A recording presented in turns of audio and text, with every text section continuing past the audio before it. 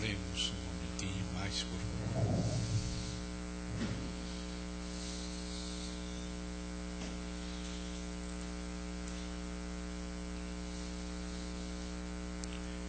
Querido Senhor, muito obrigado por estar fielmente com teu povo, com cada um dos teus filhos e com todos juntos.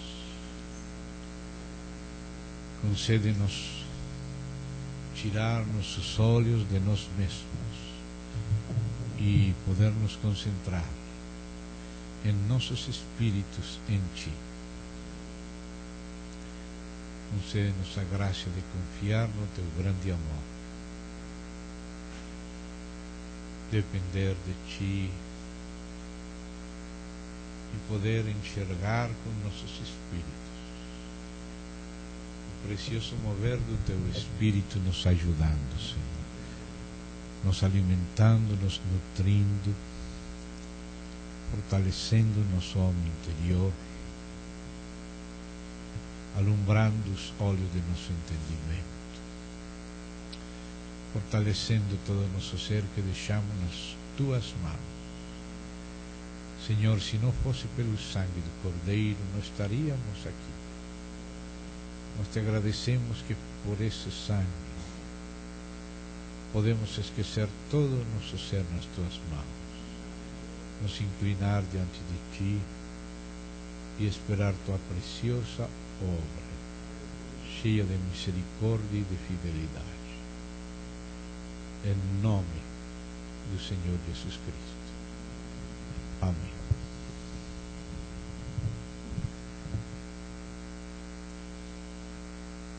Gostaria, antes de iniciar uns comentários, que lêssemos alguns versos da palavra do Senhor. Então, vamos primeiramente a Romanos, no capítulo 1. Romanos capítulo 1.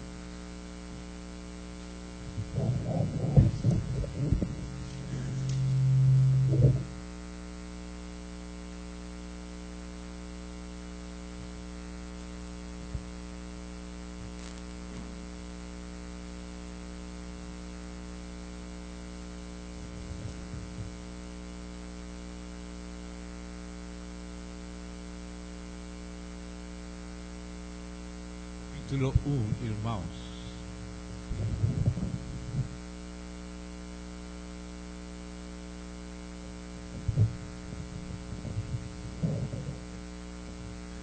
Vamos perceber uma expressão de Paulo nos primeiros versos. Diz Paulo, servo de Jesus Cristo, chamado para ser apóstolo, separado para o Evangelho de Deus. Depois dessa vírgula,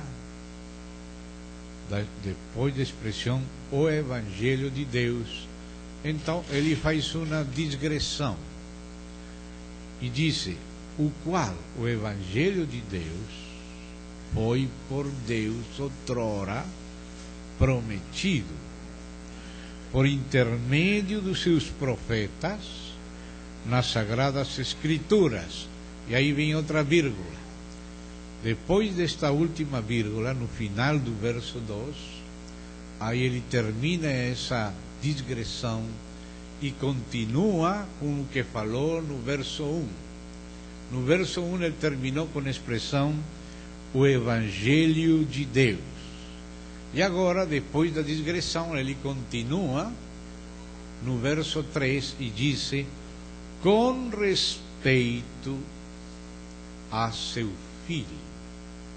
Então, a ideia em continuidade do Espírito Santo é o Evangelho de Deus com respeito a seu Filho. Ou seja, as coisas boas, as boas novas, as boas notícias que Deus tem para nós, se resume nessa expressão: as boas notícias de Deus, o Evangelho de Deus, com respeito a seu Filho. O Filho de Deus é o conteúdo das boas novas de Deus. O Filho de Deus é o assunto do Evangelho de Deus. E depois, então, faz a primeira grande subdivisão da visão acerca do Filho de Deus no Evangelho de Deus, e diz: o qual, o Filho de Deus, segundo a carne, veio da descendência de Davi. E aí está falando da humanidade, da encarnação do Filho de Deus. E disse: e foi designado Filho de Deus. Foi designado não quer dizer que não era, senão que foi reconhecido publicamente como Filho de Deus. Ainda que se encarnou, ele é o Filho de Deus. Aí está falando que ele é da natureza e da essência de Deus. Agora está falando da divindade do Filho. Foi designado Filho de Deus com poder, segundo o Espírito de Santidade, pela ressurreição dos mortos, a saber, Jesus Cristo nosso Senhor. Então aí aparece ele como Filho de Deus, Deus, participante da natureza e da essência do seu Pai, e ao mesmo tempo Filho de Davi, ou seja, o Messias que viria por Davi. Já tinha sido anunciado de uma semente da mulher, de uma semente de Abraão, de uma semente de Isaac, de Jacó, da tribo de Judá, de Isaí e de Davi. E vem falando dessa linha na carne, na encarnação. Então aqui apresenta o centro e o tema de Deus no seu Evangelho para nós. Esse é o Filho. E apresenta seu Filho como Deus e como homem. Amém? Então, este é um assunto que vamos procurar ter em conta agora desde o princípio. Agora vamos ver outra passagem que está em Atos dos Apóstolos, já que estamos perto dele. Vamos lá em Atos dos Apóstolos, aquele capítulo inicial, onde se fala da igreja depois de Pentecostes, que é no capítulo 2, verso...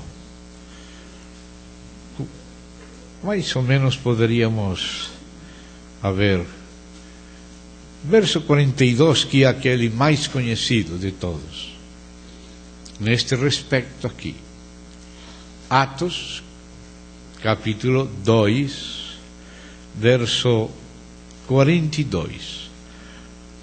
Aí acaba de mencionar o discurso de Pedro,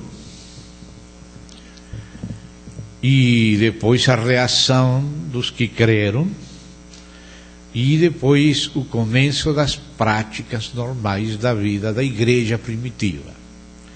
Então disse: e perseveravam na doutrina dos apóstolos e na comunhão, no partir do pão e nas orações. Menciona estes 4 assuntos nessa ordem: a doutrina dos apóstolos, primeiro; a comunhão, o partir do pão, segundo e terceiro; e nas orações.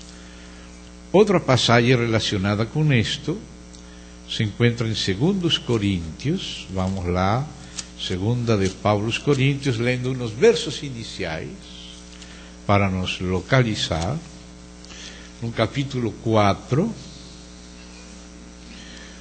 verso 5. Lembremos-nos que colocou Atos dos Apóstolos, pelo Espírito Santo, pela mão de Lucas, autor desse livro, uma ordem naquilo no qual a igreja primitiva, desde seu início, perseverava. E colocou em primeiro lugar a doutrina dos apóstolos, e então a comunhão uns com outros, e o partimento do pão e as orações. Em relação com a doutrina dos apóstolos, diz aqui 2 Coríntios, capítulo 4, verso 5, em consonância com o que limos em Romanos. Paulo foi afastado para o Evangelho de Deus. E o Evangelho de Deus é com respeito ao Filho de Deus. Amém? E agora diz aqui 4:5 da 2 Coríntios, porque não nos pregamos a nós mesmos. Isso que dizem os apóstolos. Aqui está falando Paulo, mas em plural, falando a nome dos apóstolos, vem falando a nome desse ministério. Capítulo 4, verso 1, ele faz menção do ministério do novo pacto que explicou no capítulo 3. E ele diz: tendo este ministério, segundo a misericórdia que nos foi feita, não desfalecemos.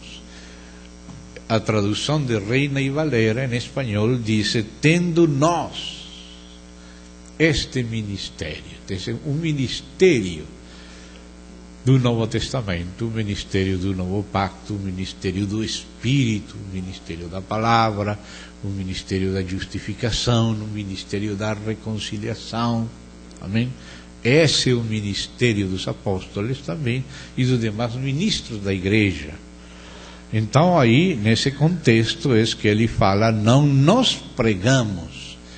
Ou seja, o ministério do Novo Testamento não se centra em si mesmo, em nós mesmos, pregando aos apóstolos, pregando aos mestres. São coisas que se tratam no sentido de serviço, mas o que se prega é o que diz aqui: não nos pregamos a nós mesmos, mas a Cristo Jesus, o Evangelho de Deus com respeito ao seu Filho. Não nos pregamos a nós mesmos, senão a Cristo Jesus como Senhor. E a nós mesmos, e então, e vocês que são? Pois somos vossos servos, por amor de Jesus. Amém? E logo diz: por quê? Porque Deus, que disse: de treva resplandecerá a luz, Ele mesmo resplandeceu em nossos corações para a iluminação do conhecimento da glória de Deus na face de Cristo. Então, temos pegado 3 passagens-chave do Novo Testamento, mostrando a centralidade de Cristo no Evangelho de Deus e na doutrina dos apóstolos. Amém? Agora, vamos ver uma passagem tipológica acerca disto no Antigo Testamento. Então, vamos regressar lá ao Antigo Testamento. Agora vamos para o livro de Números. Nos primeiros, não no primeiro, mas nos primeiros capítulos de Números, vocês vão ver algumas coisas interessantes aí na tipologia. Vamos no capítulo 4 de Números. Números capítulo 4.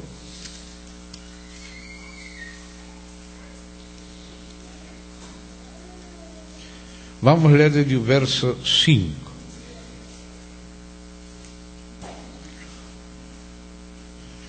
Números 4, verso 5. Aqui está no contexto das jornadas do povo de Israel pelo deserto. O povo de Israel ia avançando, conduzido por Deus, de jornada em jornada. E cada jornada era um avanço. Às vezes eram tempos agradáveis e outras vezes, obrigado irmão, eram tempos difíceis, mas ainda os tempos difíceis era para aprender lições e seguir avançando. mas havia em cada avanço de uma a outra jornada uns cuidados do Espírito que aparecem aqui em Números. E vamos ler do verso 5, diz assim, capítulo 4, verso 5 de Números. Quando partir o arraial, é decir, vai deixar uma estação onde estiveram um tempo, e daí vão avançar a uma posição mais avançada na próxima estação, depois dessa nova jornada. Quando partir o arraial, aqui aparecem umas instruções de Deus. Arão e seus filhos virão e tirarão o véu de cobrir. Tirarão o véu. Se vai tratar com assuntos que estavam debaixo do véu, detrás do véu. Esse é o tabernáculo. E se vão tomar certas coisas específicas, numa ordem específica, para avançar nessa ordem.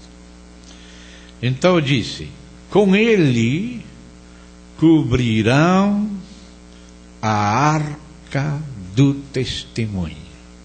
O primeiro assunto em ser tratado com sumo cuidado é a arca do testemunho. E dá umas instruções, diz, e por cima lhe porão uma coberta de peles de animais marinhos, e sobre ela estenderão um pano todo azul, e lhe meterão os varais. Então, o primeiro assunto a ser transportado com cuidado é a própria arca do pacto, ou do testemunho. Aí estavam as tábuas do pacto, que são chamadas também tábuas do testemunho, porque quando Deus faz pacto com nós, Ele está dando testemunha de si mesmo, como Ele é e como Ele vai nos mudar. Agora vem verso 7. Também, essa palavra também é a letra Vav, no hebraico, que significa também I, ou seja, uma continuidade. Primeiro assunto, a arca do pacto. Primeiro assunto da igreja primitiva, a doutrina dos apóstolos. A doutrina dos apóstolos é o Evangelho de Deus, é acerca de Jesus. Não nos pregamos a nós mesmos, senão a Jesus Cristo. Você dá conta? O Evangelho de Deus ao respeito do seu Filho. Amém? E aí vemos isto representado na arca do pacto no primeiro lugar. A doutrina dos apóstolos é acerca de Cristo. Não nos pregamos a nós, sino a Cristo como Senhor. E aí você vê que essa arca é a que ocupa o lugar primeiro e o lugar central na casa de Deus. Na casa de Deus, no tabernáculo, no lugar santíssimo, era a arca do pacto, com seu propiciatório respectivo acima dela, com seus querubins nos extremos do propiciatório. Essa arca era de ouro e era de madeira. A parte mais interior era de ouro. A parte mais exterior também era de ouro. E a parte que estava entre a de adentro e a de fora era de madeira de acácia. Ou seja, se fazia aquela caixa de madeira de acácia e era revestida por dentro e por fora de ouro. Essas dois materiais, o ouro e a madeira, representam as duas naturezas de Cristo na sua pessoa única. Ele é Filho de Deus, divino, e ele é também humano. Aqui, quando em Romanos fala do Filho de Deus, então fala da sua humanidade, enquanto filho de Davi, e da sua divindade demonstrada na ressurreição, enquanto Filho de Deus. Enquanto Filho de Deus, ele é divino. Enquanto filho de Davi, ele é humano. Ele é o que está no início e no centro de todo. E no centro da casa de Deus, que está lá no lugar santíssimo, entronizado no lugar central, é aquela arca. E aquela arca nos fala primeiro da sua pessoa, divina e humana. Aquele ouro por dentro da arca se refere à sua identidade como filho de Deus antes da encarnação. No princípio era o Verbo. Amém? E aquele Verbo se fez carne. Agora tem, depois do ouro de dentro, tem madeira. É a humanidade dele. Amém? Mas ele foi glorificado. E a glória divina apareceu também na sua humanidade. Ele foi ressurreto e visto em glória. E diz: vimos sua glória como do unigênito do Pai. Agora já não tem somente o ouro por dentro, sino também por fora da madeira. Então você vê que o Filho de Deus é Deus, Filho de Deus, Verbo de Deus, preexistente antes da encarnação, mas que assumiu nossa natureza humana, mas depois disse: Pai, glorifica teu Filho para que teu Filho te glorifique a ti. E então o Filho foi glorificado com aquela glória que ele tinha antes da fundação do mundo, que está representada no ouro. Só que antes da encarnação, esse ouro está por dentro, essa identidade íntima dele como Filho de Deus com o Pai. Depois ele se revestiu de nossa natureza humana e por isso está, depois do ouro de dentro, está a madeira. Mas depois ele foi glorificado na ressurreição e designado como Filho de Deus na ressurreição. Então aquela glória que ele tinha antes, agora Deus lhe deu de novo na ressurreição, na ascensão, na entronização. Mas agora aquele ouro está fora também da madeira, porque ele já foi glorificado.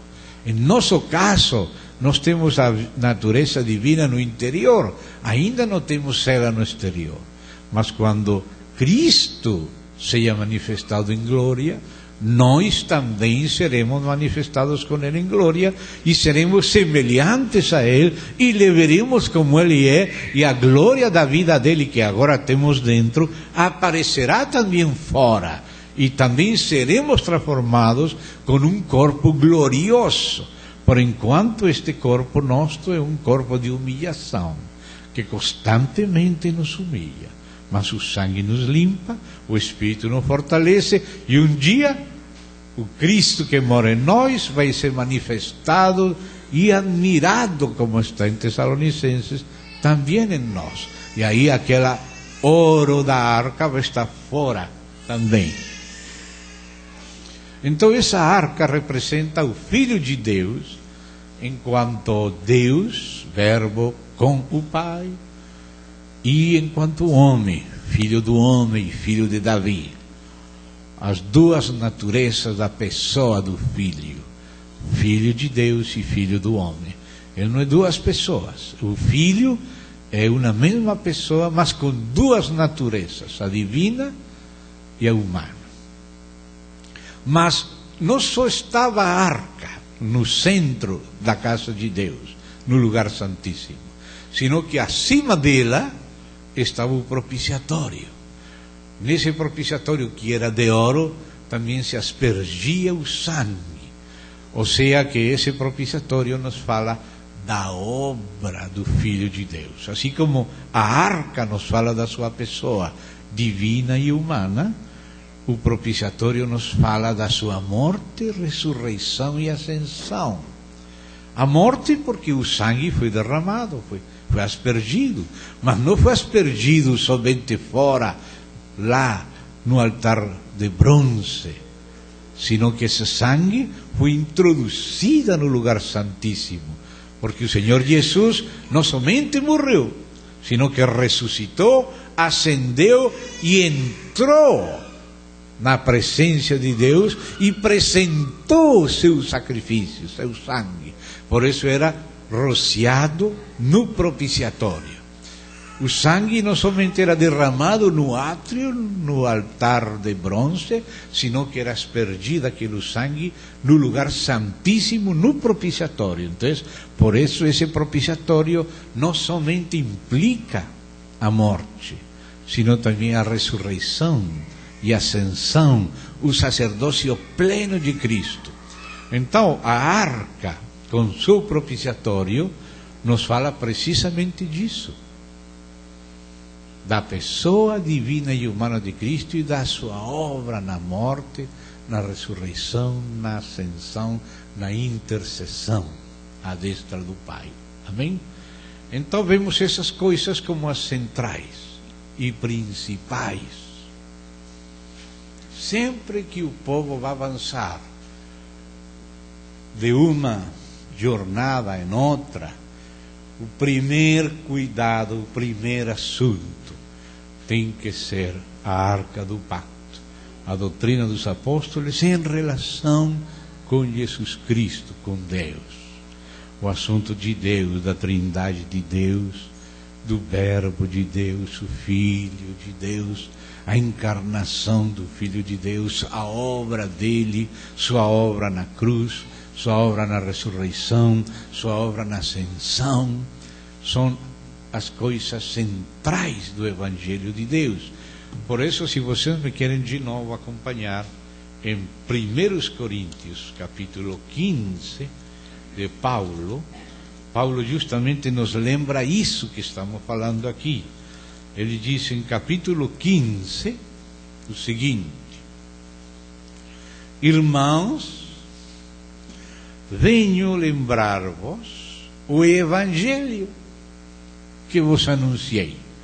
Ele tinha já anunciado isso, já creram, já era na igreja em Corinto, mas o Espírito movia ele, como a Pedro, a manter constantemente esse testemunho. E não somente diante da igreja, sino que a igreja é muito dinâmica. A igreja sempre tem novas e novas e novas gerações. Os antigos têm que ser fundamentados e os novos também, com muita mais razão. Então, disse Paulo, venho lembrar-vos o Evangelho que vos anunciei. Você necessita o anúncio e a lembrança constante. O qual recebistes e no qual ainda perseverais. Receber e perseverar. Perseveravam na doutrina dos apóstolos.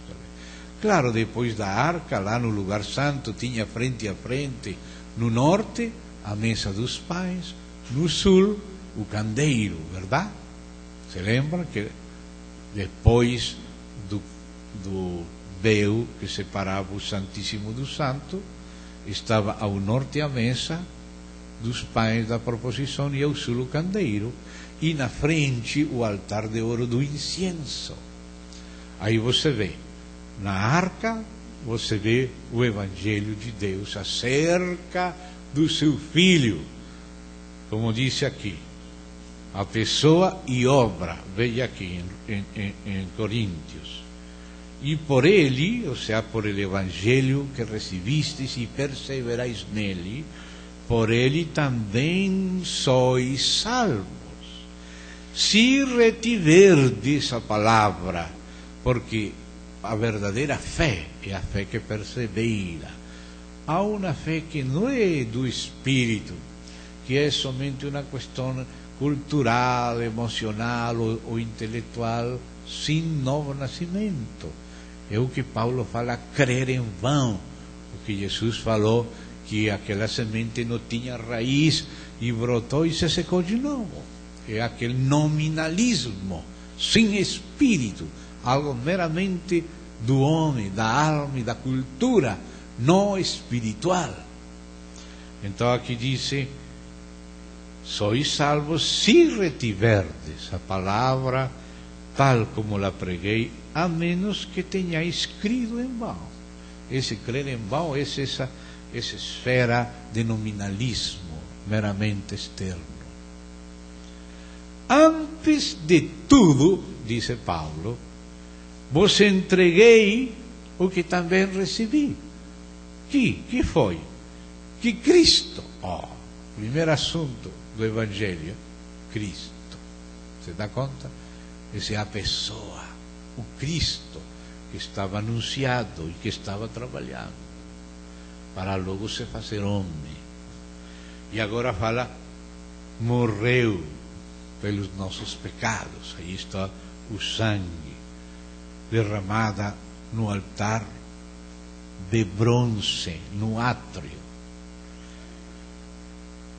segundo as Escrituras, e que foi sepultado e ressuscitou ao terceiro dia. Aí vemos entrando ele na ressurreição, para logo ascender e apresentar-se o sacrifício, e aquele sangue ser espargido no propiciatório de ouro, no lugar santíssimo no céu. Você dá conta? Onde está a verdadeira arca, da qual aqui fez Moisés uma figura, é a que vê João no Apocalipse, né? Moisés viu e fez figuras, mas Apocalipse nos mostra os fatos reais, nos mostra a arca, nos mostra o candeeiro, nos mostra a bacia de bronze, etc. Aquele mar de cristal, não? Bom, então vocês veem o lugar aqui no Evangelho de Cristo, sua morte, sua ressurreição. Você dá conta?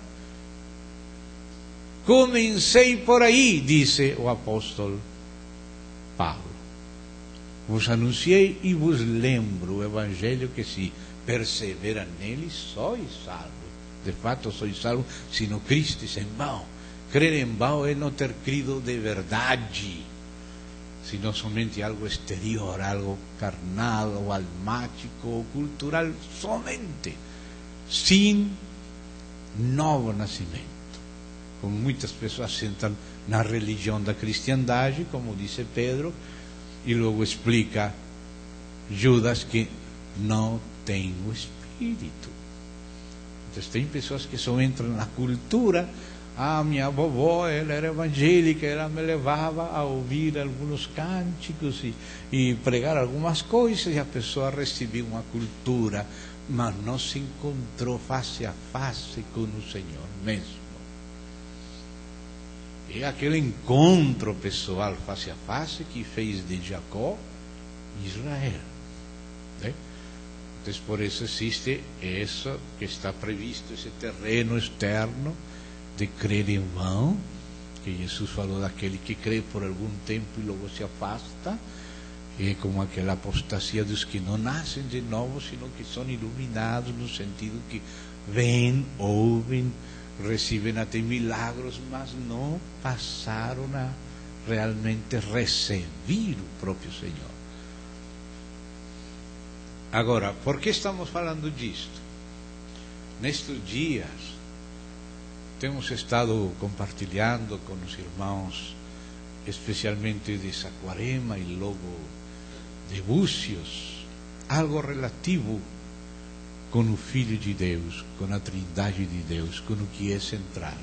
Primeiro porque é central, porque é a carga principal da palavra de Deus que Ele coloca em nossos espíritos. E também porque sempre a igreja, ainda que tenha muitos anos, alguns deles, dos irmãos, tem sempre irmãos novos. Então os irmãos mais antigos precisam ser lembrados, e os novos precisam ser fundamentados. Então, nestes dias, especialmente nessas duas igrejas que mencionamos, que foi Saquarema, onde estivemos vendo a fé completa e referencial, aquela fé que uma vez foi dada aos santos, e estivemos vendo também um mistério de Deus, que é Cristo, a se cumprir. E então continuamos essa série com os irmãos de Búzios. E dentro do mistério de Deus, o primeiro é o próprio Deus. Então, tivemos que anunciar o aspecto de a Trindade no Antigo Testamento. Primeira parte, um preâmbulo. E depois a Trindade no Antigo Testamento, segunda parte, um substrato. porque antes de passar ao Novo Testamento temos que estar no Antigo Testamento, porque nada novo há no Novo Testamento que não tenha primeiro sido preparado e anunciado no Antigo. Sim, é um Novo Testamento, mas é novo em relação ao Antigo. E o Antigo é que anuncia o Novo. E o Novo se entende com a ajuda do Antigo e o Antigo com a ajuda do Novo. Então, por isso fizemos essa sequência. E a última reunião que tivemos em Búzios, antes de passar ao próprio Novo Testamento, foi nos deter um pouquinho no período intertestamentário, que ainda que a Bíblia não incluyó nenhum livro novo entre Malaquias e os Evangelhos, houve uma espécie de, entre aspas, de silêncio entre o Antigo e o Novo Testamento, um parênteses, como se fala, de uns 400 anos. Não quer dizer que Deus não fez nada. Nós estivemos detivendo, vendo que Deus fez nesse período, e especialmente para que Deus possa se revelar e se dispensar a nós, que é o que Ele vem fazendo desde o princípio. Mas no Antigo Testamento o trabalho era tipológico, era preparatório, era exterior, e no Novo Testamento é um trabalho verdadeiro, em espírito e em verdade, não somente em sombra, não somente em figura ou em alegoria. Então nós temos que ter essa continuidade da preparação, porque o Novo Testamento não está trabalhando com outro Deus distinto que o próprio Deus de Israel, o Deus de Abraão, de Isaac, de Jacó. É o Deus de Israel, é o Deus de Davi, é o Deus e Pai de nosso Senhor Jesus Cristo, é o Deus dos apóstolos, é o Deus de todo o Novo Testamento, é o Deus da igreja, é nosso Deus. Porque o inimigo não quer mostrar, senão que fiquemos confundidos ao respeito dessa continuidade. E especialmente se foi o trabalho do diabo com alguns dos gnósticos, especialmente com Marcião, e depois com os maniqueus, e eles estão falando que o Deus do Antigo Testamento era um demiurgo, e o Pai de nosso Senhor diz que é o Deus verdadeiro, mas outros judaizantes dizem não, que o Deus antigo do Antigo era o verdadeiro, e o Novo Testamento um invento de Paulo, e assim tem muitas acusações. E a nova era é toda aquela velha era do paganismo antigo de novo, e por isso a igreja cada vez vai estar confrontando constantemente na cultura, não somente religiosa, sino que a religião falsa está em todos os aspectos da cultura, dos filmes, da televisão, e os cristãos novos e os velhos também estão constantemente bombardeados, e por isso nós temos que estar afincados, afirmados no que é fundamental, é no próprio Senhor, e temos que conhecer Ele como Ele tem se revelado na palavra de Deus. E por isso agora temos que continuar. Já a última reunião em Búzios vimos o aspecto da Trindade no período intertestamentário, o preparo de Deus para poder continuar seu trabalho desde Israel agora para o resto das famílias da terra. Porque quando Deus escolheu Abraão, Ele fez promessa a Abraão que na semente dele Ele abençoaria as famílias da terra, não somente Israel. Claro, Deus tinha que trabalhar com Israel, tinha que preparar um povo para o Messias de Israel, tinha que treinar a humanidade com um povo piloto que foi Israel. Mas o fim não é Israel. Deus usa Abraão para Israel e para as nações. Usa Israel para Israel e para as nações. E o Messias é o Messias de Israel, mas também é luz para as nações. E todo o trabalho de Deus é antes de Israel, durante Israel e depois do período em que Israel é posto temporariamente de lado. provocado a celos, por ter provocado com idolatria a Deus também a celos, e Deus está trabalhando com a igreja, mas ele tem que terminar esse trabalho com a igreja e continuar seu trabalho com Israel. E nós devemos compreender essa história, compreender as esquinas, a mudança dos tempos, e saber onde temos estado vindo, de onde, por onde, onde estamos e para onde vamos. Então, hoje temos que continuar o que anteontem terminamos vendo na sequência em Búzios. E em Búzios vimos que, dentro dos assuntos do período intertestamentário, Deus preparou a base para o conhecimento de Deus em Cristo. E para que Deus, por Cristo e o Espírito, seja recebido em todas as nações. Por isso o Novo Testamento já não está em hebraico, sino em grego. E o assunto central de tudo isso é o próprio Deus, o próprio Messias. E vimos que o assunto do verbo é o assunto central nesse trabalho de Deus no período intertestamentário. E ficamos aí, mas não entramos no assunto, somente identificamos um ponto do Logos, do verbo, fizemos menção que João entrou nisso, que Paulo entrou nisso, e vimos o lugar-chave de Provérbios, capítulo 8, estabelecido por Deus para poder fazer essa ponte de revelação e de entendimento do Antigo Testamento para as nações da terra. Então agora precisamos entrar já no assunto do verbo com mais detalhe. De tudo que fizemos até agora nesta primeira parte da conversa de hoje, é só o preâmbulo para entrar no assunto do verbo com mais cuidado. Já nos fazer só uma menção rápida, se não permitir que a palavra nos fale de uma maneira mais direta. Então, vamos começar por João. Nos lembramos que João foi o último dos apóstolos que o Senhor deixou para fechar o cânon da Bíblia. Os últimos escritos são os de João, o Apocalipse, o último livro da Bíblia. O último evangelho é o evangelho de João. As últimas epístolas são as 3 epístolas de João.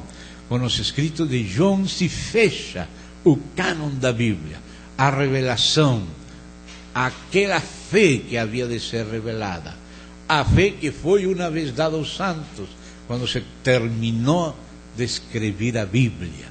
Aí Deus passou essa fé pelos apóstolos à igreja, e nós temos que receber toda ela. Recebimos o Antigo Testamento de Israel, porque Deus escolheu os judeus e revelou a eles a palavra, como diz Romanos 3. Que vantagem tem o judeu? Que eles receberam a palavra de Deus, lhes foi confiada a eles, e outras coisas que também fala Romanos 9, mas Romanos 3 faz menção especial de que o Antigo Testamento foi entregue a Israel. Por isso o cânon é o cânon de Israel. Por isso nós não podemos seguir o cânon tridentino do Concílio de Trento Católico Romano, da Contra-Reforma, que se fez depois da Reforma para desfazer o efeito da Reforma, que se baseava na Bíblia, colocando a salvação na fé e não nas próprias obras. Então, com alguma razão, algo foi acrescentado no cânon tridentino das Bíblias católicas, mas a quem Deus confiou o Antigo Testamento não foi ao Concílio de Trento, foi a Israel. Isso está escrito na Bíblia, capítulo 3 de Romanos. E o Novo Testamento foi confiado às igrejas. A carta foi escrita à igreja em Roma, aos santos em Corinto, às igrejas lá que estavam na Ásia Menor, ou aos companheiros de Paulo. Ou seja, às igrejas foram confiados os escritos do Novo Testamento, e a Israel os escritos do Antigo Testamento. Então, de Israel recebimos o Antigo Testamento deles, e da igreja primitiva recebimos o Novo Testamento. Amém? E vemos como o Antigo e Novo conferem um com o outro. e se complementam. E um ajuda a entender o outro e o outro a um mutuamente. Então, vamos para João e depois, com a ajuda do Senhor, para Provérbios. Mas gostaria agora sim, e os que não puderam ouvir a parte do período intertestamentário, está gravado e os irmãos vão subir na internet e alguns podem de alguma maneira conseguir uma cópia para que possam fazer esse seguimento. Hoje vamos a tomar já desde algo que se adiantou em Búzios na última reunião.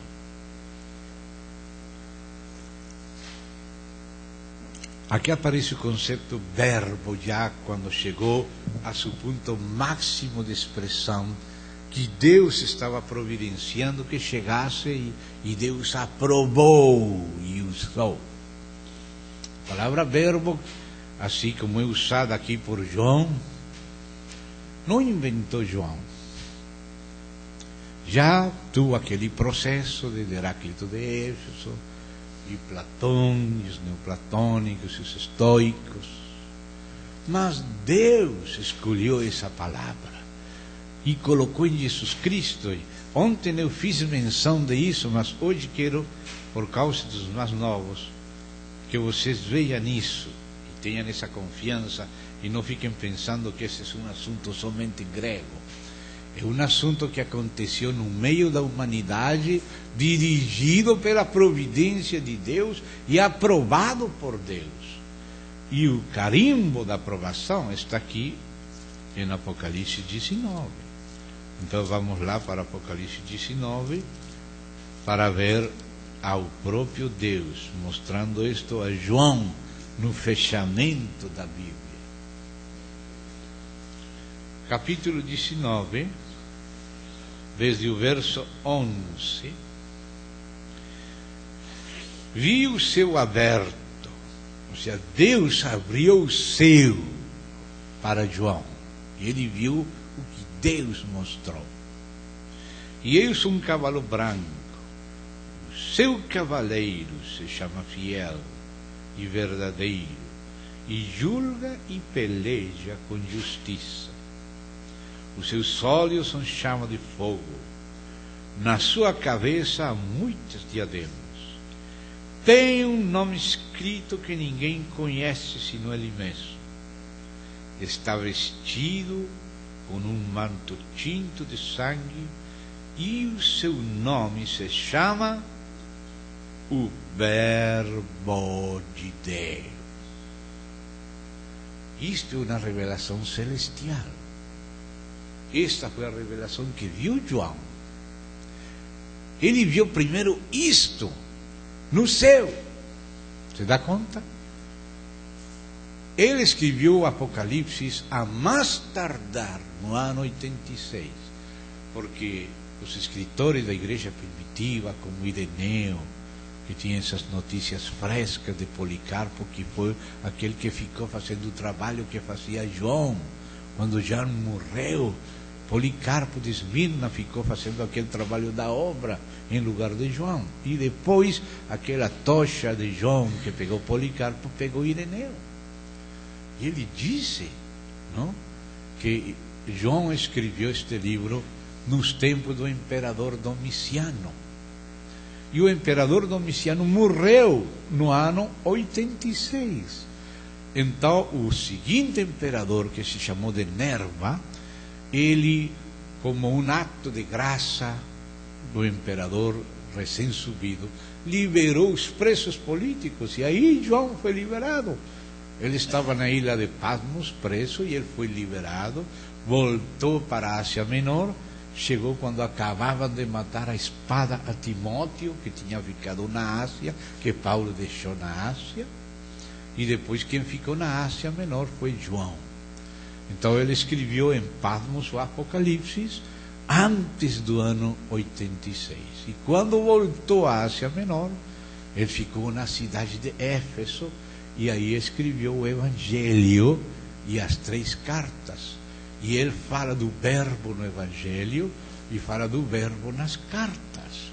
Mas esse verbo que ele fala não é um invento dele, sino que ele viu o uso da palavra verbo de Deus desde o céu aplicado a Jesus Cristo.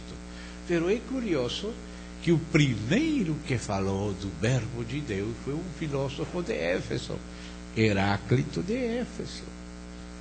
Ou seja que Deus quis que esse filósofo acunhasse essa palavra verbo e fosse depois usada e ampliada e melhorada ao longo do período intertestamentário, para que quando essa palavra já estivesse pronta para ser usada em aplicação ao Filho, o próprio Deus usou essa palavra.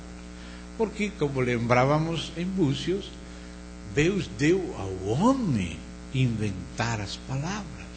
Deus falou: Adão, você que vai dar nome aos animais. Deus não deu nome. Na Bíblia, sim, Deus deu alguns nomes. Diz que Deus a luz cósmica chamou de dia, as trevas cósmicas chamou de noite, a reunião das águas Deus chamou de mares. Ou seja, essas palavras de dia, de noite, de mares, são palavras acunhadas por Deus. E ao homem, Deus chamou de Adão, mas já Eva já não foi Deus, foi Adão que ele chamou de Eva. E os animais, foi Adão que chamou. E o resto das plantas e coisas, é o homem que chamou. E as palavras da filosofia e da teologia também é o homem. E às vezes Deus se comunica com o homem com as palavras do próprio homem. Ele fala na linguagem que nós entendemos. Então não fique preocupado que Deus pegou essa palavra que surgiu em Éfeso e se desenvolveu durante o período intertestamentário, como ontem estudamos, e agora o próprio céu carimbou essa palavra, selou e usou para com seu Filho Jesus Cristo. E agora João está usando, depois de Apocalipse, uma palavra que ele aprendeu de Deus. Ele viu aplicada pelo Pai ao Filho, essa palavra, que foi dos homens, mas que Deus esperou que chegasse ao ponto certo de significado. E aí disse: este que vocês estão chamando de verbo, é meu filho, esse verbo.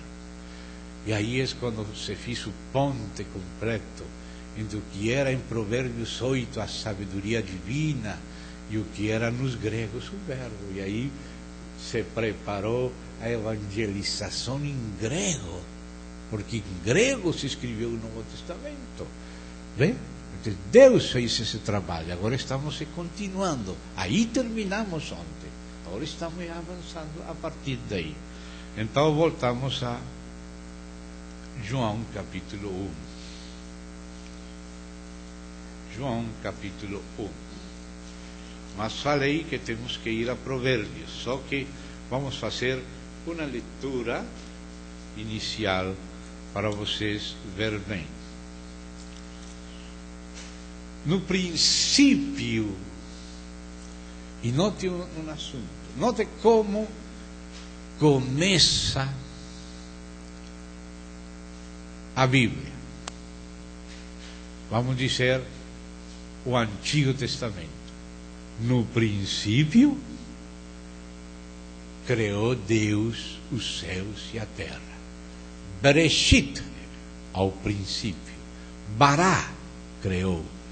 Elohim, Deus, mas em plural, trindade. Terminação plural. Deus, um só Deus, mas um Deus trino. Elohim. Bereshit bara Elohim. Het Hashamajin Vet Ha-Eretz. No princípio criou Deus. Deus Elohim, Deus trino, aos céus e à terra. E agora, no Novo Testamento, começa o Espírito Santo a falar do mesmo jeito, mas mostrar algo que já estava escondido, mas que João empieza a mostrar. No princípio, em arquê agora fala em grego, No princípio, já não fala Moisés, agora fala João. Moisés escreveu o Gênesis, João escreveu o último livro da Bíblia. Lá começa, aqui termina. Então diz, no princípio era o Verbo. E já começa a falar, não que o Verbo começou no princípio. No princípio era. Se o princípio começa neste ponto da linha, e esta linha chega aqui no final, princípio é o primeiro ponto da linha. Mas quando fala no princípio era, está falando que antes do princípio já era o Verbo. O Verbo não começou com o princípio. Ele é o que dá princípio a todo. Ele é o princípio de todas as coisas. Mas ele mesmo não tem princípio. Ele era no princípio era. E por isso diz antes de todas as coisas. Diz Provérbios. Então diz aqui, no princípio era o Verbo. Aí já falou da pré-existência do Verbo antes de todas as coisas, ou seja, na esfera da eternidade e da divindade. Porque só Deus está na esfera da eternidade pura. Então, implica a eternidade, divindade. E o Verbo estava com Deus. E aqui já começa a se revelar, como estivemos vendo na Trindade no Antigo Testamento, aqueles versos onde aparece o Filho como Yahvé Sabaoth, enviado pelo seu Pai, Yahvé Sabaoth. O Pai enviando a seu Filho, Yahvé enviador, o Pai enviando a Yahvé enviado. Vimos isso em várias passagens da Bíblia, especialmente em Zacarias, mas também em Isaías.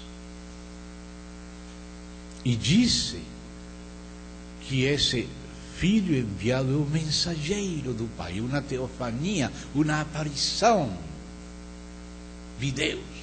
Não em toda a sua glória, porque não podiam resistir, mas até onde era necessário e possível nesse momento, segundo a sabedoria e providência divina, que Deus se manifestou.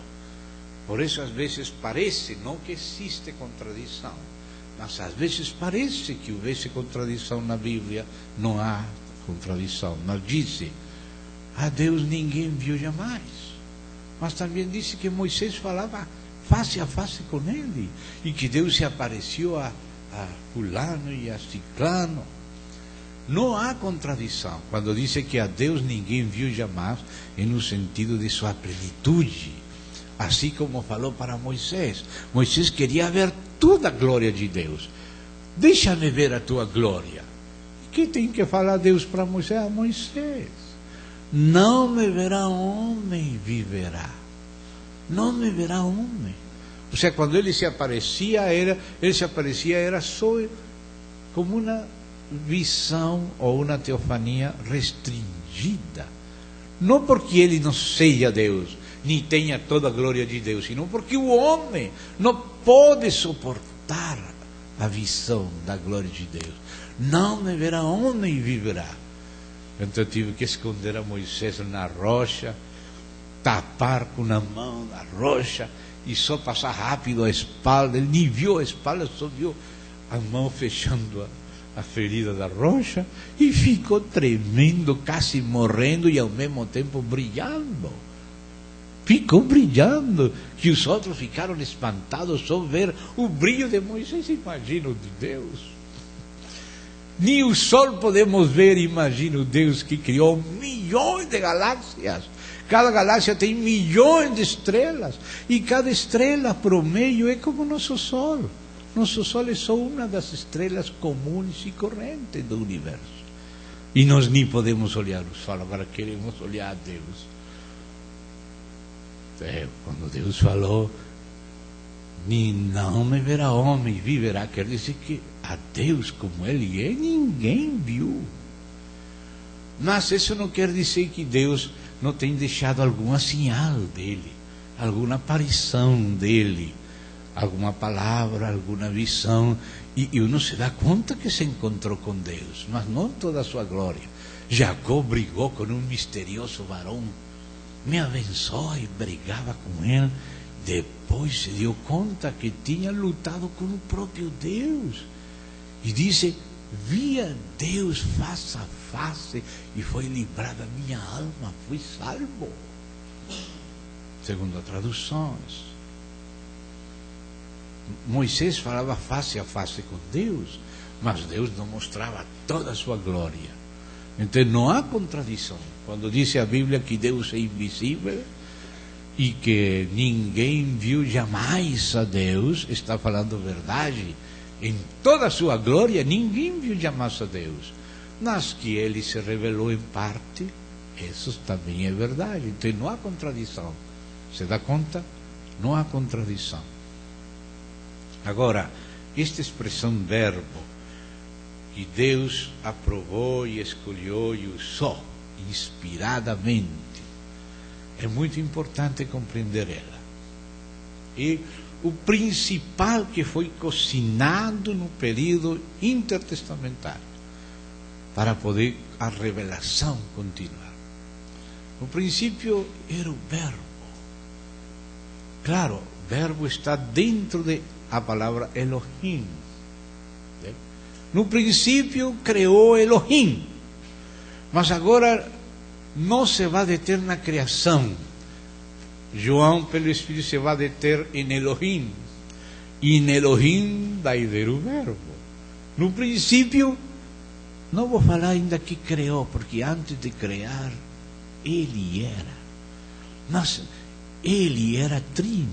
Elohim é uma terminação plural que depois falou: façamos o homem, desçamos, confundamos, quem vai por nós? Às vezes Deus falava em plural. Por que Deus falava em plural?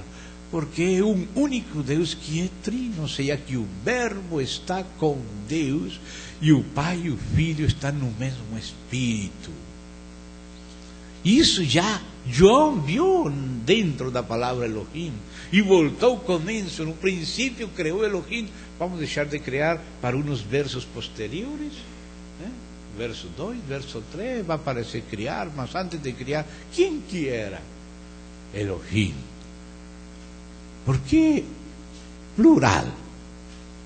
Terminação in, o plural no hebraico. Por causa do verbo que era com Deus. E aí já começou a falar mais. Por isso fala: façamos. Por que não fala vou fazer? Porque fala: façamos o homem a nossa imagem. Por que Deus não fala minha imagem? Fala nossa imagem, nossa semelhança. Aí João, com luz de Deus, no princípio era o verbo, e o verbo era com Deus. O que quer dizer verbo? É a palavra logos. Por 400 anos foi necessário que passasse para entender essa palavra, assim como muitas outras coisas a própria igreja entendia depois de 400 anos, para depois, nos próximos 300, entender outra coisa mais. Oh, meu Deus. Porque a revelação de Deus é maravilhosa. Irmão, precisamos da eternidade para Deus continuar se revelando e se dando a nós, como está escrito. Esta é a vida eterna, que te conheçam a ti, o único Deus verdadeiro, e a Jesus Cristo a quem enviaste. Ou seja, que para conhecer ao Pai e ao Filho no mesmo Espírito, precisamos da eternidade. Aí estamos só no princípio. No princípio era, aí está, era, é pré-existente, mas quem? O verbo que estava com Deus e era também Deus, mas ao mesmo tempo que era Deus, isso se refere à sua essência e à sua natureza, estava com Deus, isso se refere à sua pessoa. A essência divina é uma. A natureza divina é uma, mas as pessoas são mais de uma. Por isso fala, façamos. Por isso fala, o Verbo com Deus, o Filho com o Pai no Espírito. Então a palavra verbo, que é logos, é uma palavra que implica muitas coisas. Cada palavra implica uma coisa. Se você fala copo d'água, é isto aqui, um copo d'água.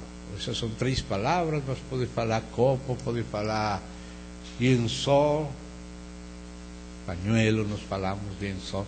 Uma palavra que se refere a isto. A outra palavra aqui, microfone. Você diz, microfone expressa este aparelho aqui. Bíblia, este livro aqui. Mesa, câmara. Cada palavra se refere a algo. Mas existe uma palavra que expressa a plenitude de Deus. Lençol fala de um pedaço de trapo aí para limpar o suor e outra coisa mais. Mas quando Deus quer se pronunciar a si mesmo com fidelidade, ele se conhece a si mesmo. Nesse autoconhecimento, Deus gera de si mesmo uma imagem dele que é igual a ele, mas que não é gerada no tempo, porque ele não começa a se autoconhecer, ele eternamente se autoconhece. Então, a geração do Verbo não é geração no tempo, não é criação. O Verbo é gerado quando Deus se autoconhece. Ele gera uma imagem de si, mas ele não gera isso no tempo, porque ele não começa a se autoconhecer, mas ele se autoconhece. Ou não? Deus não se autoconhece. Ele se autoconhece, por isso ele fala, eu sou o que sou. Ele sabe quem ele é, por isso ele fala, o que sou. Mas quando ele se revela, diz, eu sou o que sou. Esse o que sou é o Deus que se conhece.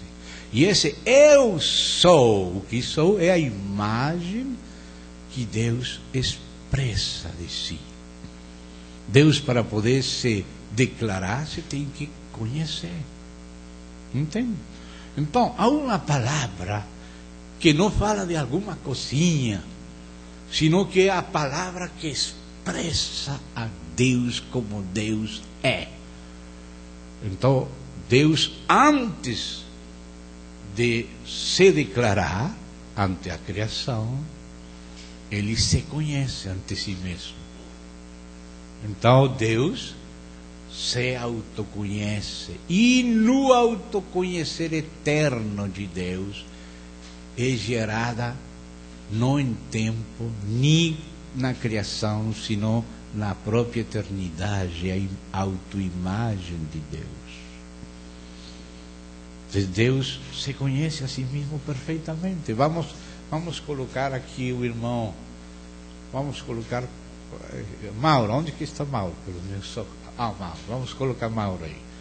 Vamos ver, coloca em pé Mauro, só para que os irmãos peguem a ideia clara. Aí está Mauro. Então, Mauro, qual é teu nome? Você sabe que é Mauro? Onde você nasceu? Você é casado, solteiro? Ah, é casado. Ah, tem 3 filhos. Ok. Você se dá conta que Mauro se conhece, hein? Ele sabe qual é o nome dele, que ele é casado, que ele é de Araruama. Ou seja, que Mauro tem de si mesmo uma imagem. Pode sentar, Mauro, obrigado. Só para lembrar. Então, Mauro conhece a Mauro. Então existe o Mauro que se conhece e o Mauro conhecido. Existe a imagem que Mauro tem de si, e existe aquele que tem essa imagem. Mauro tem uma imagem de si. Existe Mauro que tem sua autoimagem, e existe a autoimagem de Mauro. Então, a autoimagem de Mauro, num sentido, não é Mauro, mas no outro sentido, sim é Mauro.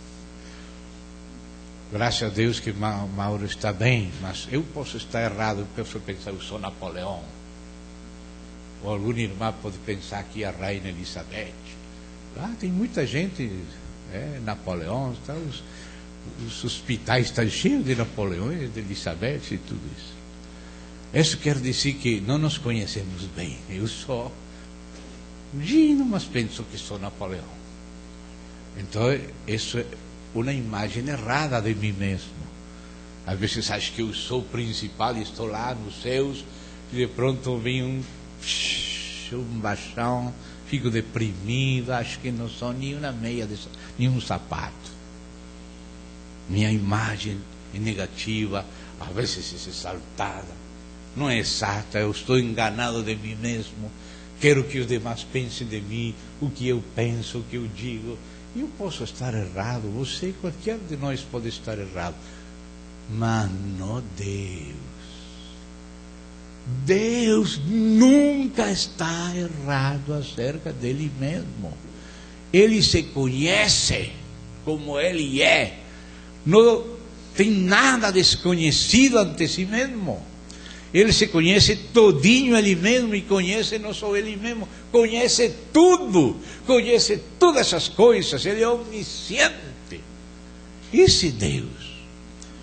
Então, Deus tem como Mauro, porque Mauro foi feito à imagem de Deus, como homem, como você também.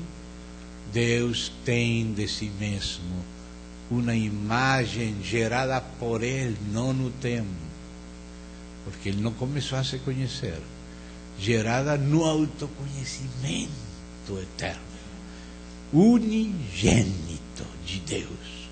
Então, a imagem de Deus, na qual Deus se conhece e se reconhece e se revela, e eu disse, eu sou o que sou. Essa palavra que revela a plenitude exata de Deus.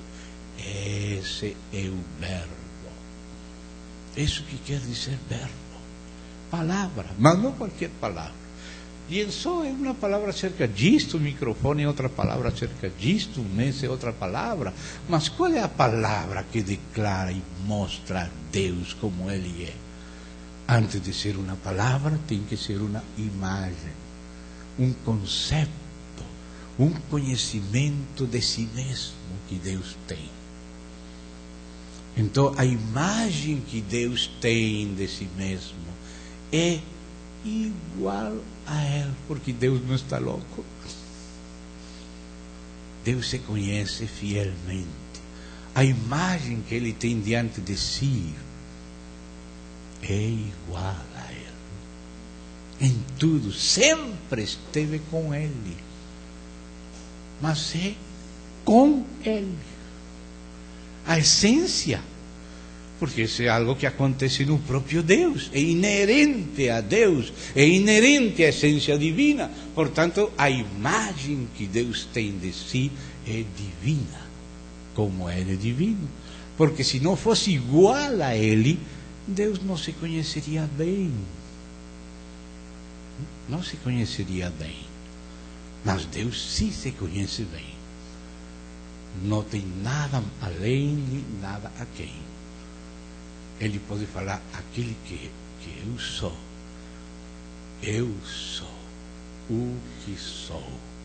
Então, essa expressão, eu sou o que sou, é a palavra que declara perfeitamente a Deus. E essa palavra é o verbo de Deus, que é a imagem que acompanha a Deus toda a eternidade, na qual ele se reconhece. Quando Deus olha a sua imagem, diz: nossa imagem.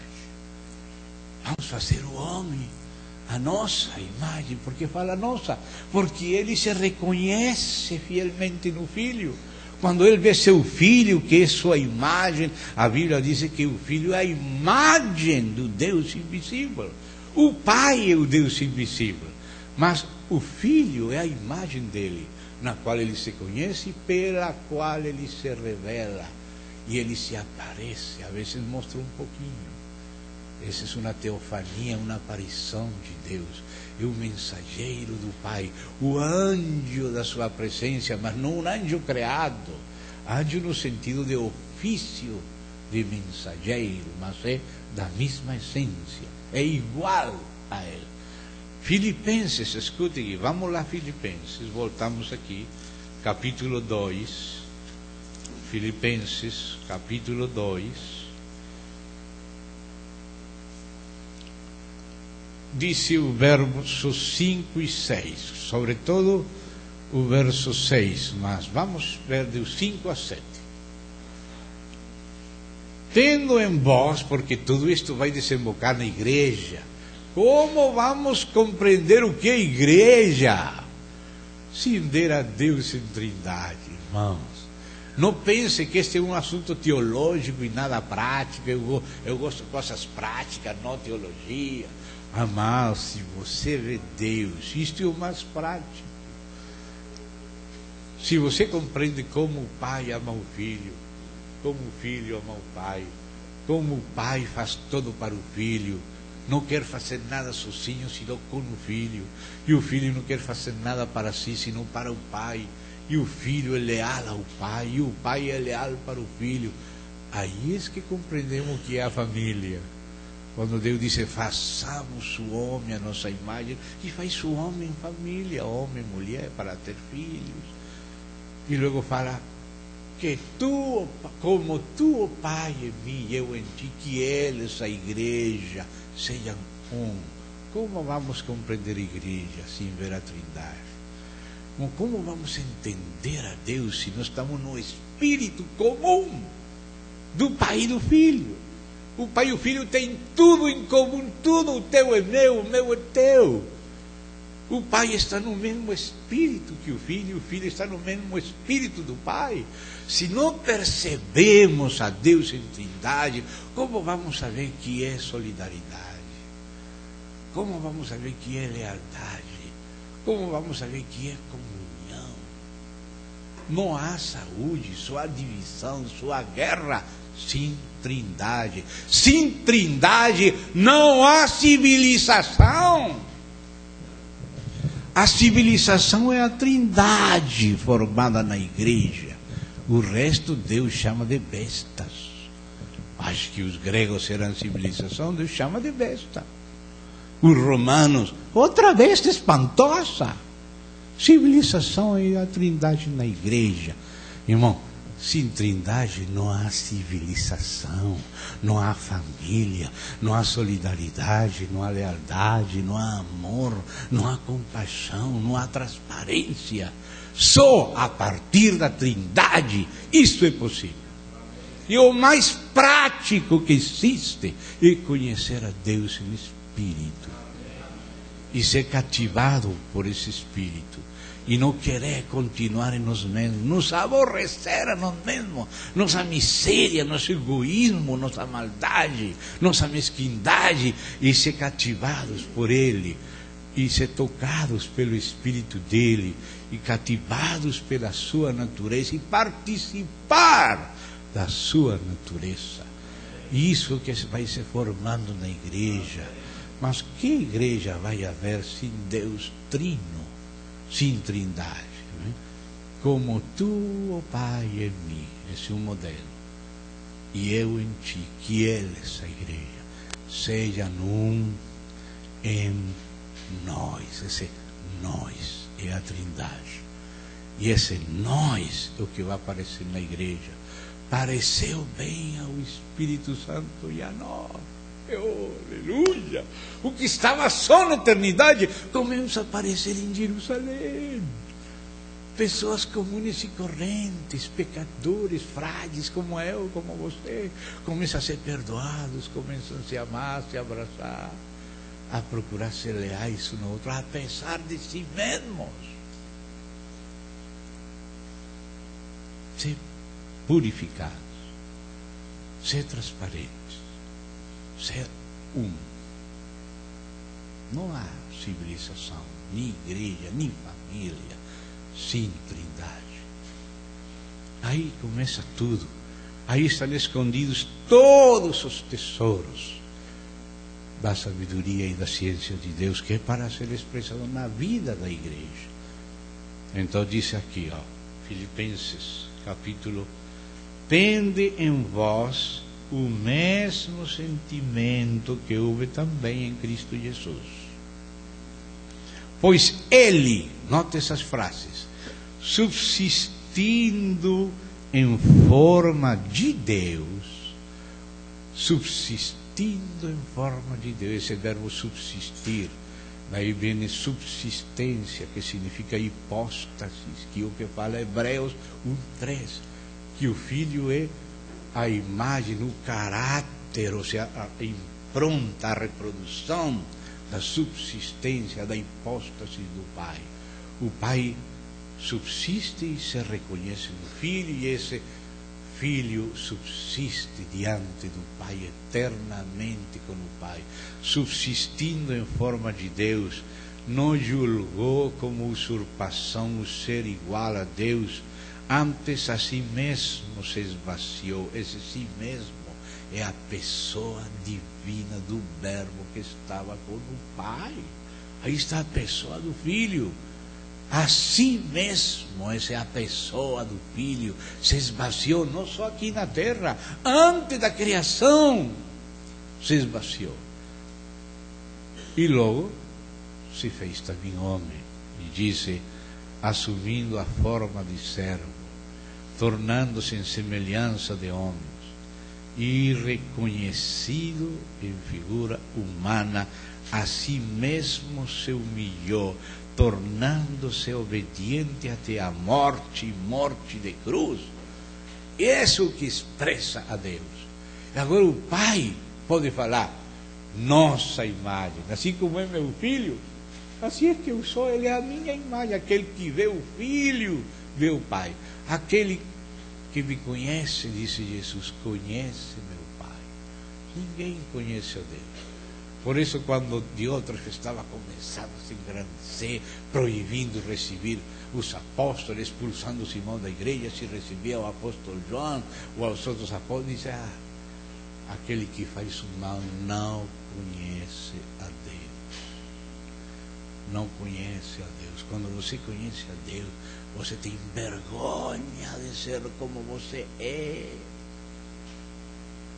Irmão, nós temos que viver constantemente em vergonha de nós mesmos, para ser limpados e ser cativados pelo Senhor, e poder ser como Ele é, porque Ele nos criou para ser como Ele é. Façamos o homem, não um homem, o homem, o gênero humano, o corpo, a nossa imagem.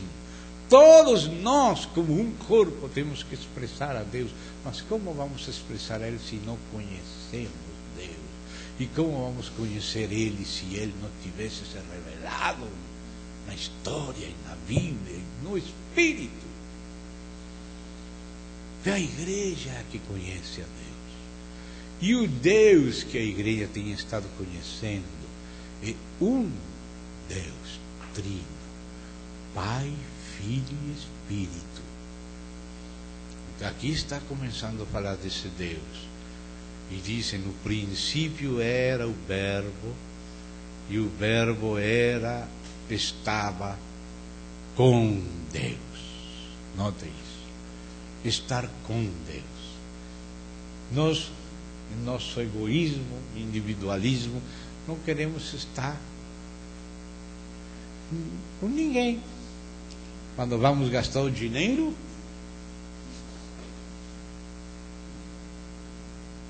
a esposa não sabe quanto dinheiro tem, tudo escondido. tem para isto e para isto só. O demais é para tomar cerveja. Mas ele não fala quanto deixa para a cerveja e para o vestido dela, nada. Você me está entendendo? E que é muito prático o assunto da Trindade, irmão. É muito prático, não é teologia somente. Aprender a ser transparente. Aprender a fazer as coisas juntos. O pai não fez nada sozinho. O pai podia fazer as coisas sozinho, mas não gostou. Diz aqui, ó, sigue falando. Ele e o verbo era Deus. Ele estava no princípio com Deus. Todas as coisas foram feitas por intermédio dele. E sem ele, nada do que foi feito se fez. Nada do que foi feito. O pai não quis fazer nada sozinho. O pai fez tudo com seu filho e com seu espírito, que é aquela plenitude comum que eles compartem, que é espírito. Tudo que é do pai é do filho, tudo que é do filho é o pai é o amante, o filho é o amado e o espírito é o amor comum. O pai não faz nada sozinho.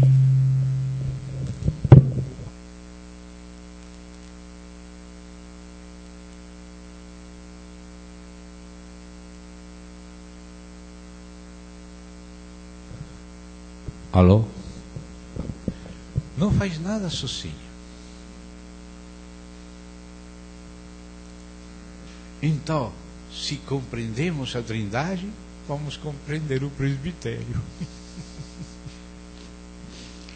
Compreende, irmão? Se compreendemos Trindade, vamos compreender o presbitério, a equipa das apóstolos, vamos compreender. Vamos compreender a família, vamos compreender a sociedade, vamos compreender o gabinete, um gabinete justo, de vereadores ou de ministros. Irmão, até a política vai ser sarada se está em Cristo. Mas se não estamos em Cristo, irmão, só vai ser uma guerra. Vamos nos parecer mais ao diabo, com inveja, com rivalidade, com traição, fazendo tudo pelas costas, com mentira, com engano. Esse é o diabo, irmão. Essas são trevas. Isso não é luz. Estar em luz é diferente. Estar em luz é ser sincero, falar a verdade, ter compaixão, se colocar no lugar do outro, não pensar somente em nós mesmos. Irmão, se conhecemos Deus, vamos ter vergonha de nós. Vamos ter vergonha de nós. Vamos pedir, Senhor, me limpa, eu quero te seguir de verdade. Eu quero te seguir. Então aí, aqui, aparece Deus fazendo tudo, planejando primeiro, aparece lá em Provérbios 8. Vamos para lá, Provérbios 8. Planejando. Aqui vossa tradução é muito gostosa. Vossa tradução fala algo interessante do verbo. Capítulo 8 de Provérbios, verso 12, diz assim: eu, a sabedoria, habito com a prudência e disponho de conhecimentos e de conselhos. Você vê que a sabedoria de Deus, que é Cristo, segundo 1 Coríntios 24, está personalizada. Eu, a sabedoria. E agora disse desde o verso 22, escute o verso 22, e lembre-se de João, e lembre-se de Colossenses. E vamos ler João, e vamos ler Colossenses em Provérbios. Olha aí. Javé, que aqui disse o Senhor, Javé, o Pai, me ou seja, a sabedoria, a segunda pessoa da Trindade. Veja aí a Trindade, ó. Yahvé me possuía no início de sua obra, antes de suas obras mais antigas. Que isso? No princípio era o Verbo, e o Verbo estava com Deus, e o Verbo era Deus.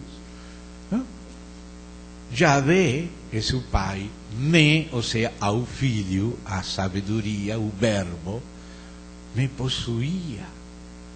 Ou seja que a possessão do Pai é o Filho. O Filho é a esfera do reino do Pai. Ai, não havia nem criação, nem querubim, nem serafim, nem anjos. Só estava o Pai com o Filho no Espírito. E qual era a esfera do reino eterno do Pai? O Filho. O Filho sempre lhe agrada ao Pai.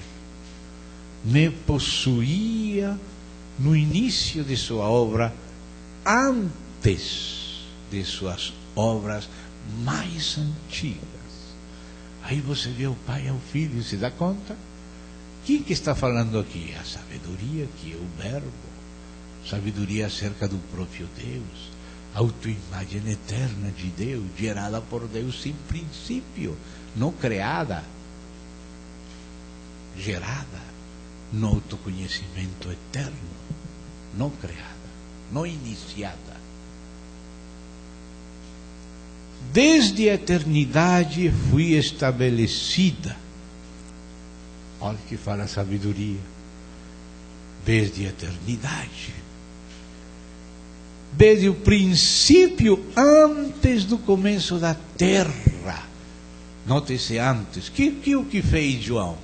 Resumiu isto. No princípio era o Verbo. E o Verbo era com Deus, e o Verbo era Deus. E que disse Paulo aos Colossenses? Ele é antes de todas as coisas, e todas as coisas por ele foram criadas. Irmão, você está lendo o Novo Testamento no Antigo. E este capítulo foi aquele que serviu para poder se comunicar os judeus com os gregos no período intertestamentário, quando Deus estava cozinhando a revelação para glorificar e mostrar seu Filho, e pelo seu Filho se mostrar a si mesmo. Então diz aqui, antes de haver abismos, diz esta tradução, eu nasci. Mas essa palavra eu nasci é uma tradução. A palavra original é fui gerada. A sabedoria foi gerada. Como é que a sabedoria é gerada? Quer dizer que havia um tempo em Deus que Deus não era sábio, e um dia Ele criou a sabedoria? Não. Deus sempre foi sábio. A sabedoria é estabelecida desde a eternidade. Então, por que fala que fui gerada, que aqui traduz eu nasci? É porque no autoconhecer-se de Deus, essa imagem de Deus aparece. Mas esse autoconhecer não é no tempo, é eterno, é algo intrínseco, inerente a Deus. Por isso ele é o Filho unigênito do Pai. Isso quer dizer unigênito, gerado. Mas gerado não quer dizer criado. Por isso os antigos, os maiores aqui, se lembram que antes os católicos faziam a missa em latim e ninguém sabia nada. O padre dava as costas para a gente e falava Dominum vobiscum, é com o Espírito tudo, mas não sabia o que era. Todos ouviam, repetiam em latim e iam embora e não sabia nada. Depois, veio o Vaticano II e disse, agora o padre não vai dar costas ao povo, vai falar para o povo lá e vai falar na língua vulgar. O Senhor esteja convosco, com teu Espírito. Pelo menos alguns sabiam o que repetiam. Agora era no idioma vernáculo. Então agora a missa já virou em português. E falava: criado, gerado ou não criado. Assim falava na missa, depois do Vaticano II. Deus de Deus, Deus verdadeiro de Deus verdadeiro, luz de luz, gerado, não criado. De onde tirava esse pedaço da missa? Dos antigos escritos da igreja primitiva, onde disse que Jesus é Deus verdadeiro. João disse: sabemos que o Filho de Deus tem vindo para que conheçamos o que é verdadeiro. 1 de João 5,20. E estamos no verdadeiro, no seu Filho Jesus Cristo, disse João. Este é o verdadeiro Deus e a vida eterna. Ele está falando que o Deus verdadeiro é o Filho, e o Filho fala que é o Pai, e o Pai fala que é o Filho. Então, por isso era que em Nicéia, e depois nas missas do Vaticano II para cá, falavam Deus de Deus. O seu Filho é Deus de Deus. E Deus verdadeiro de Deus verdadeiro. Luz de luz. Gerado, não criado. Por que falavam isso na missa? Porque estavam repetindo. Alguns repetiam sem entender, mas outros entendiam, porque os primeiros que falaram nisso foram os apóstolos. E depois os cristãos da igreja primitiva. E depois virou em latim e a gente repetia sem entender nada.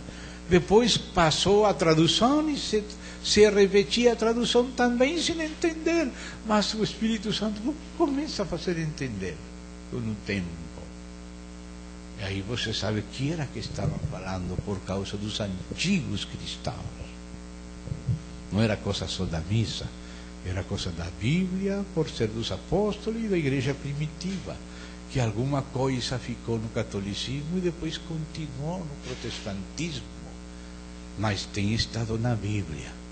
A Bíblia fala ao Pai, único Deus verdadeiro, e fala do Filho, este é o único Deus verdadeiro. Por isso disse Deus de Deus, Deus verdadeiro de Deus verdadeiro. Gerado, não criado. Por que gerado? Porque quando Deus se conhece, gera sua própria imagem. Mas como sempre se conheceu eternamente, então esse é gerado, é unigênito, mas não é criado, porque sempre foi. Deus nunca começou a ser sábio. Deus nunca começou a ter sabedoria. Sempre foi sábio. Sempre a sua sabedoria que ele gera quando conhece, e sempre conhece, portanto não é no tempo, mas é gerado. O Filho é unigênito do Pai. Então, por isso disse aqui, eu nasci, mas esse eu nasci é uma tradução. A palavra exata é fui gerada. Eu, a sabedoria, fui gerada. Quando? Quando Deus sabia. Enquanto Deus sabia, a sabedoria era gerada. Mas quando Deus sabia? Sempre, eternamente. Então ele não é criada. O Filho não é criado, é eterno com o Pai. Subsistia em forma de Deus, mas se esvaziou e tomou forma de homem. Não se reteve, não se humilhou, não tuvo dívida do seu Pai. Agora só ele vai ficar da divindade, eu vou ficar lá na terra. Não fiz isso. Confiou absolutamente no Pai, se humilhou até a morte.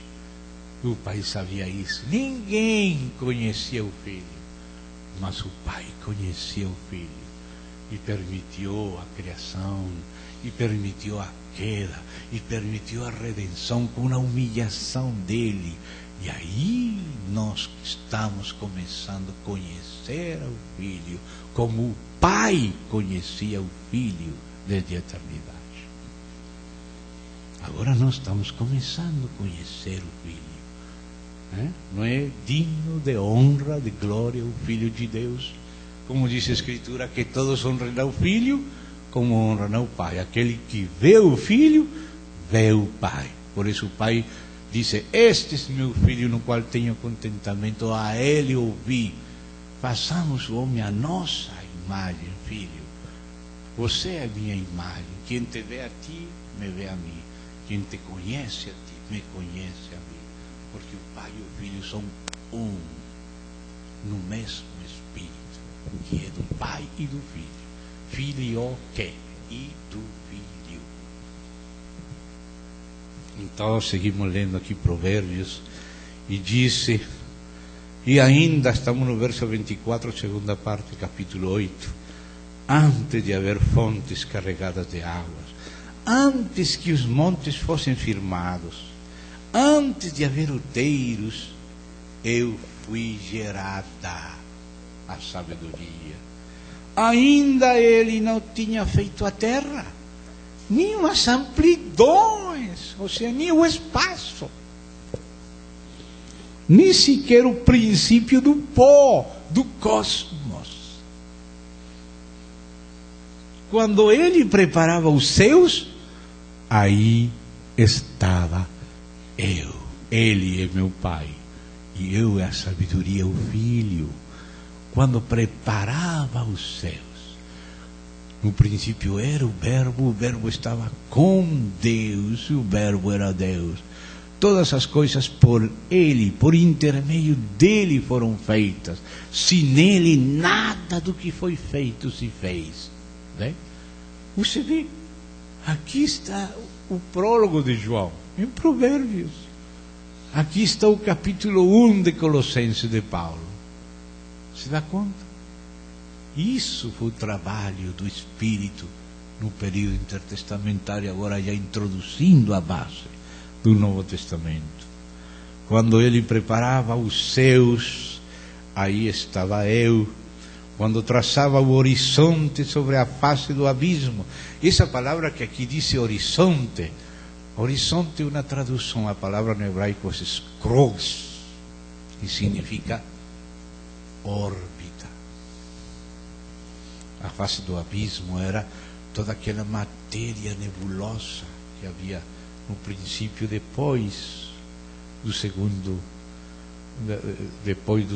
verso de Gênesis 1:2, e disse que o Espírito se movia sobre a face do abismo, mas aquele movimento, alguns dizem que era círculo, mas a palavra exata é órbita, e Deus através das foi criando, e das nebulosas foi formando galáxias com sóis, estrelas, e formou também o nosso.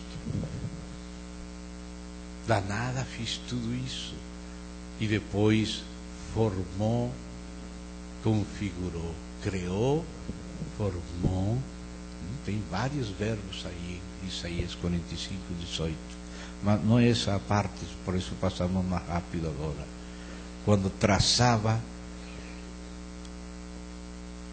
a órbita sobre a face do abismo, aí precisamos depois nos deter nisso, mas estamos só na Trindade. Como vamos começar pela criação?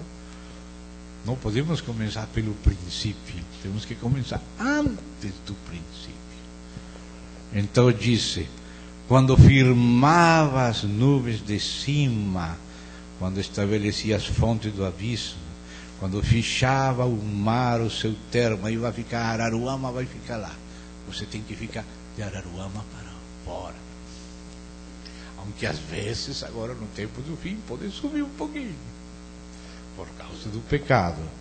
Mas disse Deus, quando afirmava, fechava o mar o seu termo, para que as águas não traspassassem os seus limites, quando compunha, esse verbo compor, é o mesmo que usa Isaías, os fundamentos da terra, então, seja na criação e na formação, no fazer, criar de nada e depois fazer com o que criou, e compor o que os anjos descompuseram, os caídos.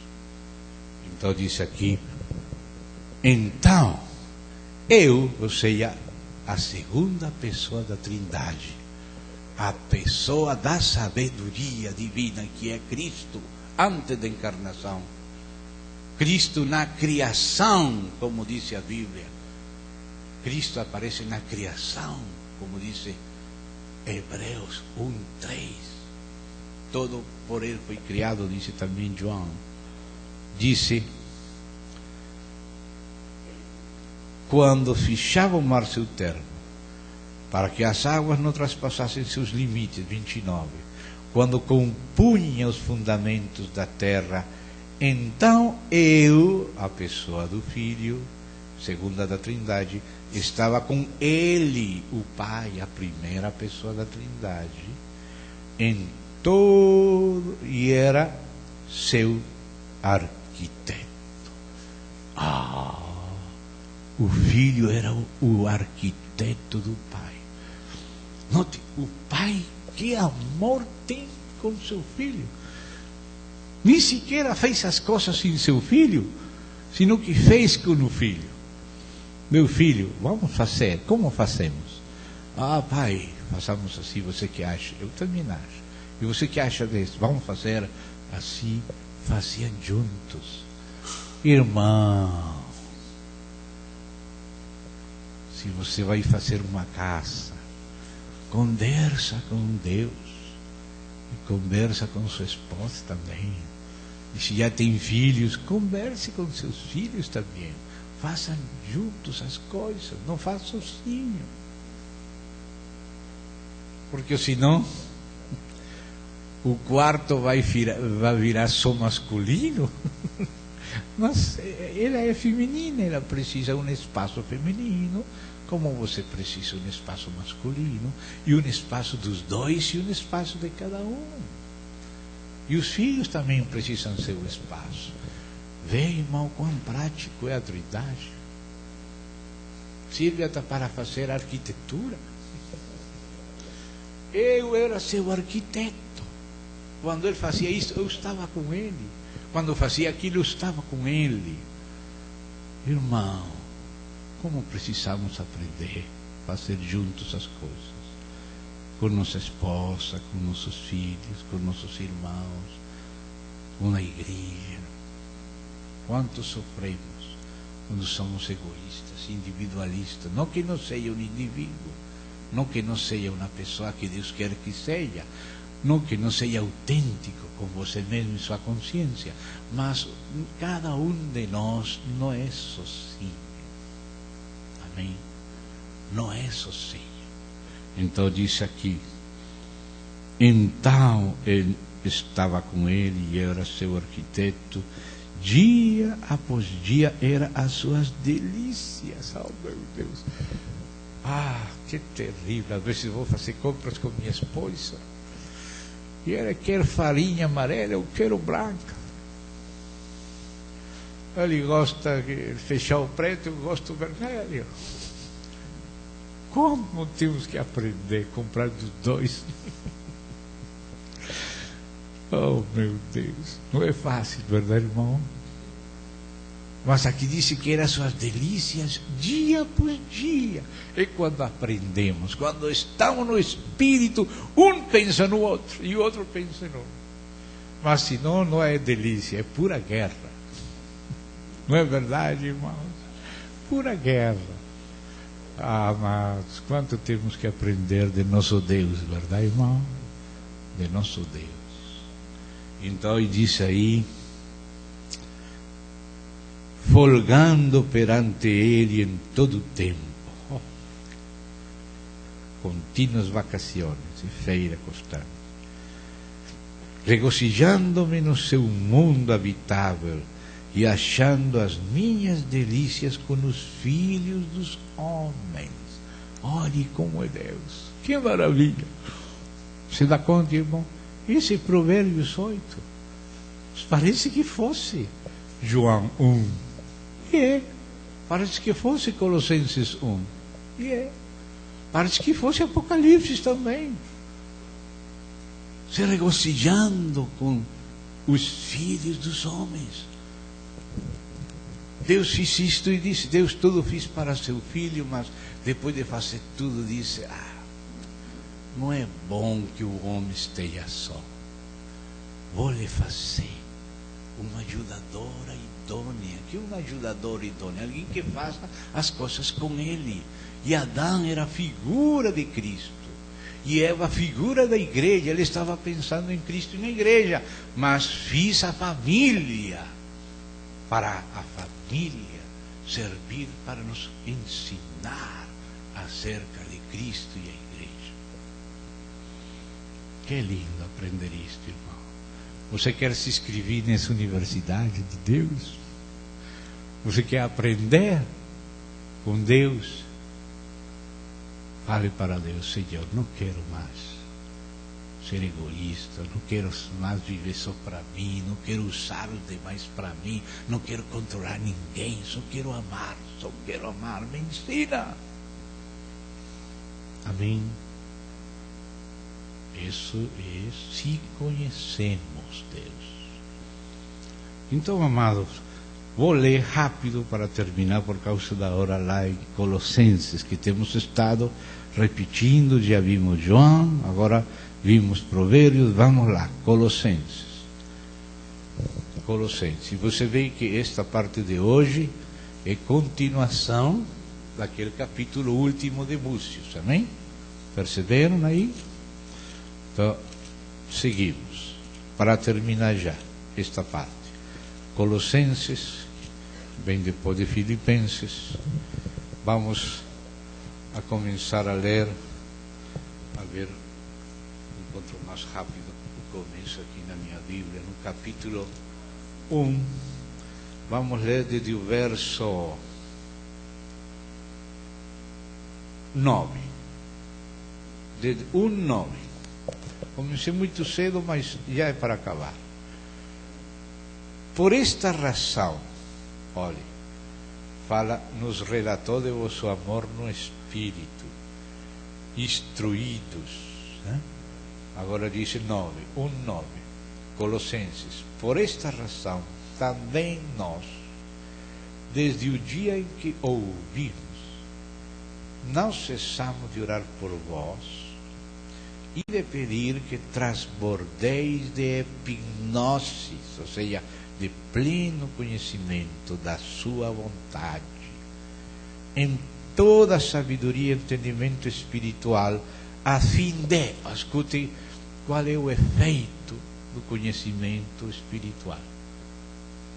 Essa é a base da vida, a fim de viverdes de modo digno do Senhor, para o seu inteiro agrado, frutificando em toda boa obra e crescendo de novo na epignosis de Deus, no pleno conhecimento de Deus, sendo fortalecidos com todo o poder, isso é no Espírito, segundo a força da sua glória.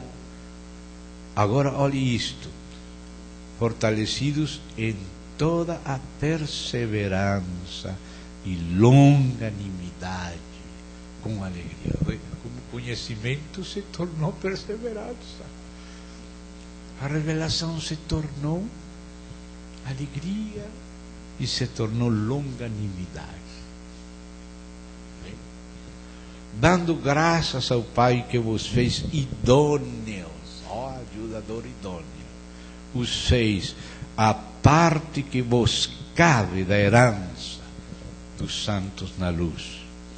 Ele nos libertou do império das trevas, nos transportou para o reino do Filho do seu amor, no qual temos a redenção, graças a Deus, irmão, a remissão dos pecados.